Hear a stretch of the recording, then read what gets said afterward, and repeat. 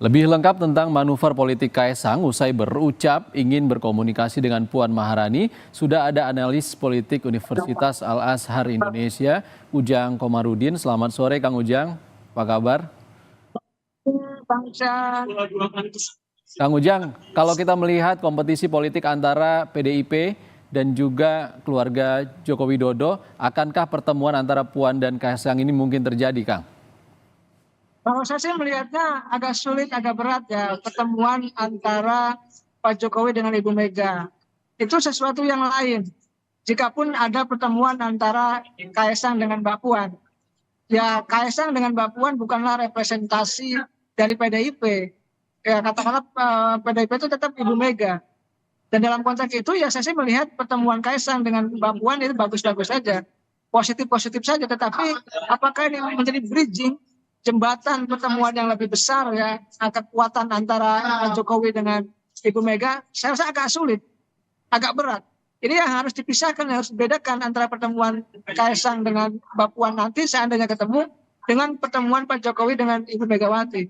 Karena saya melihat ya PDIP itu terlalu dalam kecewanya, lukanya terlalu berat gitu.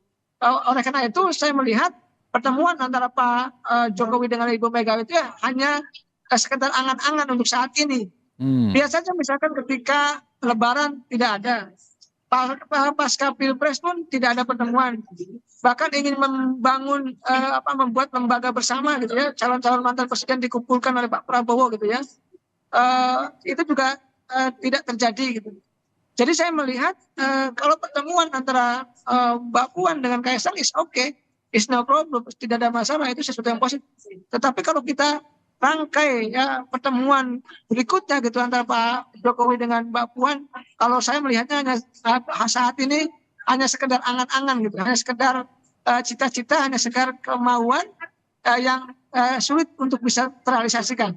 Oke, Kang Ujang tadi kalau kata Anda bagus-bagus saja, positif saja, artinya ada benefitnya ya kalau ada pertemuan antara Kaesang dan juga Puan Maharani. Ini benefitnya untuk siapa, Kang, sebenarnya? Ya, salah satu fungsi partai politik itu kan membangun komunikasi politik untuk menjaga segala kemungkinan yang ada.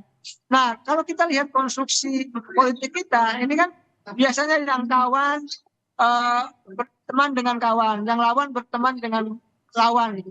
Nah, dalam konteks politik pilkada saat ini, gitu, ya pilpresnya sudah beres, ya. Pilegnya sudah usai. Maka dalam konteks kontestasi pilkada ini ya segala kemungkinan terjadi, politiknya cair, sangat dinamis, walaupun nanti belum tentu PSI berkoalisi dengan PDIP ya, misalkan di suatu daerah, dan berkoalisi juga di banyak daerah, ya ini karena kepentingan pragmatis saja. Ya dampaknya saya melihat ya positif bagi PDIP, positif juga bagi PSI. Bahwa sejatinya ya mereka menunjukkan ya walaupun di Pilpres mereka berseberangan, bermusuhan, tapi dalam konteks pilkada yang masih bisa ketemu, masih bisa komunikasi, masih bisa membangun koalisi ya dalam konteks di banyak daerah begitu. Oke, Kang Ujang, kalau jadi bertemu Puan dan Kaesang, apakah ini akan jadi lebih ke silaturahmi penjajakan jelang Pilkada 2024 saja atau bisa ada output lebih luas tadi, seperti menjembatani hubungan antara Jokowi dan Megawati lagi? Ya saya sih melihatnya ya kepentingan jangka pendeknya ya pilkada. Jadi itu kepentingan pragmatis dan taktis yang dilakukan oleh partai politik manapun, termasuk PDIP dengan PSI, termasuk Mas Kaesang dengan Mbak Puan. Tetapi dalam konteks jangka panjang mungkin ada komunikasi, ada lobby-lobby, ada pendekatan gitu ya dari Kaesang kepada Mbak Puan ya untuk disampaikan ke Ibu Megawati terkait dengan pertemuan ke depan antara Pak Jokowi dengan Ibu Megawati. Tetapi kita belajar dari sejarah ya, bagaimana sulitnya misalkan Ibu Megawati bertemu dengan Pak SBY. Itu sejarah yang tidak bisa dilupakan. Dari 2004 hingga 2024 gitu ya. Itu sampai sekarang belum clear, belum akur, belum ketemu. Dan dalam konteks Pak Jokowi dengan Ibu Megawati hari ini kan masih hangat ini konfliknya, masih hangat permusuhannya. Maka saya melihat ya jalur ketemunya, jalur pendekatannya akan panjang dan akan lama. Saya melihat seperti itu, Bang Isan. Kalau Anda bilang sesulit itu untuk bertemu antara Megawati dan juga Jokowi, mungkin nggak sih ada peluang kerjasama antara PSI dan PDIP di pilkada ini? Ya, kalau secara emosional ya agak sulit, agak berat tadi pertemuan Pak Jokowi dengan Ibu Megawati karena lukanya terlalu dalam gitu. Kekecewaannya terlalu dalam juga bagi PDIP. Tapi dalam konteks koalisi di pilkada itu pragmatis akan ketemu. Bagaimana misalkan di luar sana dulu PDIP dengan PKS yang secara ideologi berbeda pun gitu ya, yang bermusuh-musuhan, di pilkada mereka banyak ketemu di banyak daerah gitu. Oleh karena itu saya melihat dalam konteks pilkada PSI dengan PDIP akan ketemu pasti karena peta politik kekuatan politik di daerah itu berbeda-beda, maka akan memungkinkan mereka bisa berkoalisi. Tetapi harus kita bedakan dengan pertemuan antara Pak Jokowi dengan Megawati yang akan sulit, yang akan berat untuk bisa ketemu dalam waktu dekat ini, seperti itu. Tapi kalau jembatan pragmatis politik tadi terhubung, artinya komunikasi antara Jokowi dan Megawati mungkin saja dong, Kang. Saya melihatnya mungkin ya melalui tadi anak-anaknya, melalui orang-orang dekatnya, begitu mungkin. Dan kita dorong untuk mereka bisa bertemu ya, karena mereka tokoh-tokoh bangsa yang tentu harus saling bergotong royong untuk sama-sama bisa membangun bangsa. Saya cukup senang juga kalau kedua tokoh tersebut antara Ibu Megawati dan Pak Jokowi bertemu. Tetapi kan situasinya berbeda. Kalau mau ketemu kan Lebaran juga sudah ketemu. Kalau mau ketemu pasca Pilpres juga sudah ketemu. Tapi persoalannya tidak sesederhana itu. Kekecewaan yang mendalam di PDIP itulah yang membuat Megawati ya agak sulit untuk bisa menerima Pak Jokowi dalam waktu dekat ini. Oke, Kang Ujang, kalau peluang antara Kaisang dan Puan Maharani sebesar apa Anda melihatnya? Saya sih melihat begini ya, dulu masih ingat bagaimana hubungan Demokrat dengan PDIP tidak ketemu ya, antara Pak SBY dengan Ibu Megawati tidak ketemu, tetapi kan Pak Puan dengan AHY bertemu, antara anak sesama anak bertemu gitu loh. Jadi orang tuanya nggak ketemu, anaknya ketemu. Nah ini mirip-mirip, polanya sama nih. Ayahnya tidak ketemu dengan ibunya, Pak Jokowi dengan Ibu Megawati, tetapi anaknya Mas Kaisang dengan Mbak Puan ketemu. Ya itu bisa terjadi dalam konteks sesuatu yang sama dengan kasus SBY dengan Megawati dengan Mbak Puan dengan AHY yang sudah bertemu, tetapi ayah dan ibunya tidak bertemu. Saya melihat sesuatu yang bagus saja kalau anak-anaknya bertemu sebagai bagian jembatan komunikasi awal ya, untuk saling merangkul satu sama lain, kira-kira seperti itu. Oke, Anda juga melihat Puan Maharani ini adalah tokoh PDIP yang lebih kompromistis gitu ya, Kang ya? Ya, kalau Mbak Puan ya kalau ditanya media ya lebih realistis, lebih soft dalam membuat pernyataan, lebih halus dan lebih menghormati orang. Saat ini apa yang disampaikan Mbak Puan seperti itu. Ya ini saya melihatnya komunikasi yang cukup bagus dari Mbak Puan untuk ya tadi ya bisa mendapatkan daya tarik dari publik maupun daya tarik dari lawan politik, dan itu harus dibangun terus-menerus oleh Mbak Puan. Karena saya melihat ketika komunikasi sebelum Pilpres, sebelum Pileg itu kan banyak kritik kepada Mbak Puan gitu.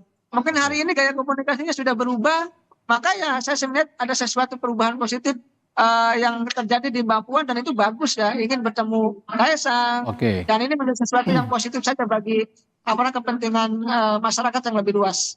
Kang, sebagai yang punya kursi nomor 2 terbanyak di Jakarta dan juga mau didekati nih oleh Kaisang, PDIP, ada nggak sih peluang sebenarnya PDIP ini untuk mengusung Kaisang di Jakarta?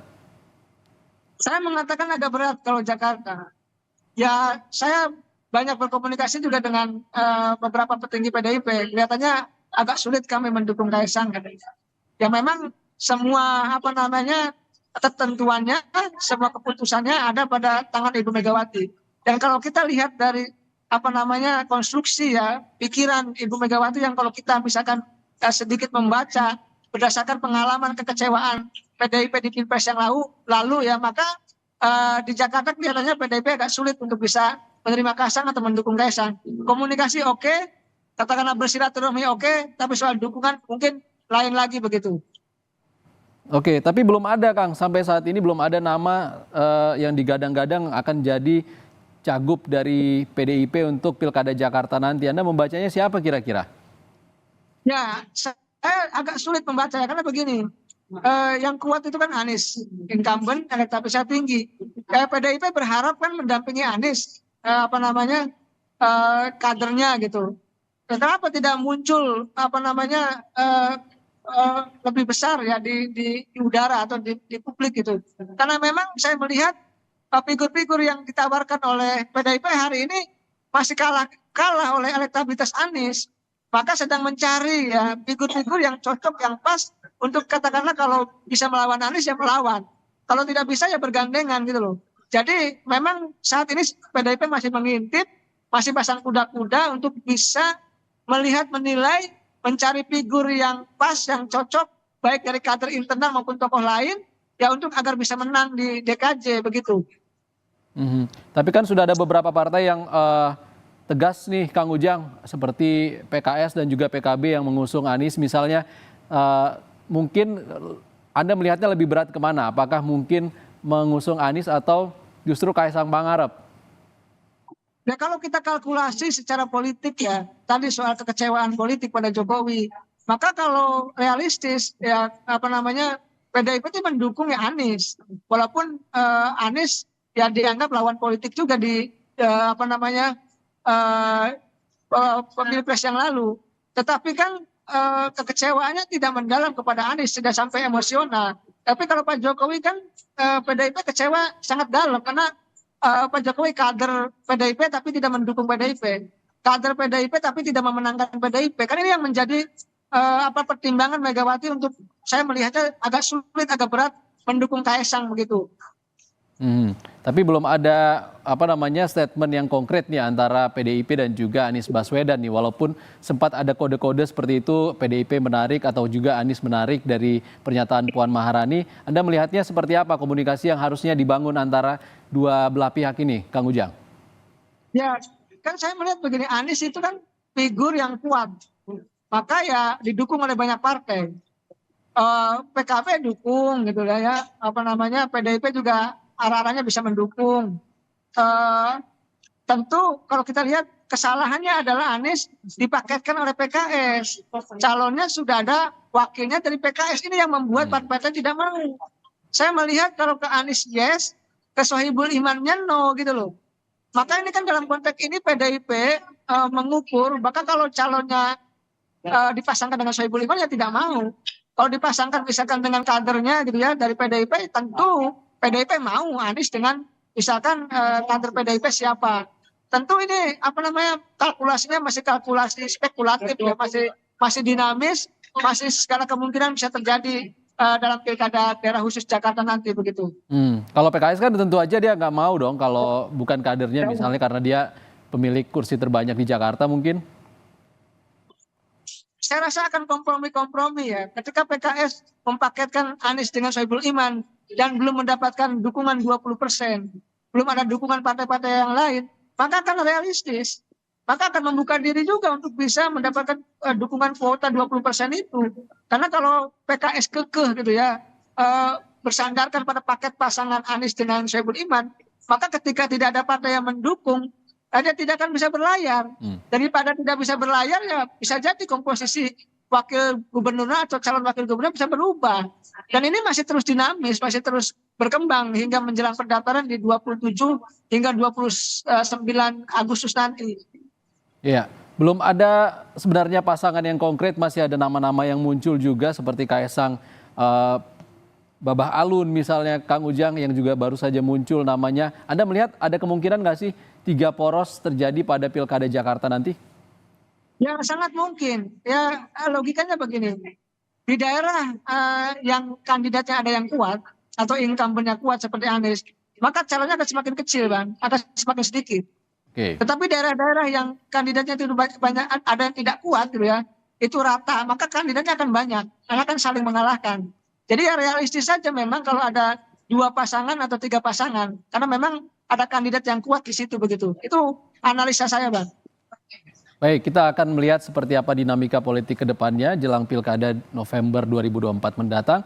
Terima kasih Ujang Komarudin, analis politik Universitas Al-Azhar Indonesia, sudah berbagi pandangan bersama kami di Rumah Pilkada. Terima kasih Kang Ujang.